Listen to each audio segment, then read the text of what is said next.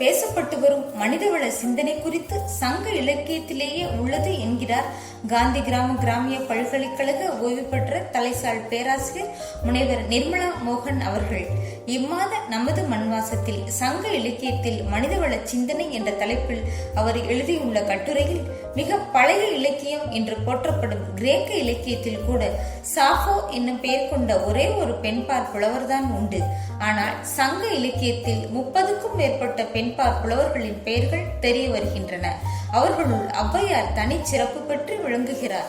அவ் என்ற எழுத்துக்கு ஔவை என்ற சொல்லைத்தான் குறிப்பிடுகிறோம். முதல் பெண் தூதுவர் ஔவையார் அதியமானுக்காக தொண்டைமானிடம் தூது சென்று போரை தவிர்த்த பெருமைக்கு உரியவர் ஔவையார் என்கிறார் கட்டுரையாளர். நல்வாழ்வு என்பது இயற்கையில் இல்லை, அவரவர் உள்ளத்தில்தான் இருக்கிறது.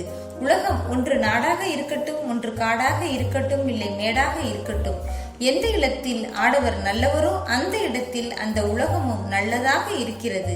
நிலனே நீ வாழி என்று நிலத்தை பார்த்து சொல்வது போல் இந்த உலகியல் உண்மையை புலப்படுத்துகிறார் ஔவையார் என சொல்லும் கட்டுரையாசிரியர் இந்த சிந்தனையானது பிற மத சிந்தனைகளிலும் வருவதை ஒப்பிடுகிறார்.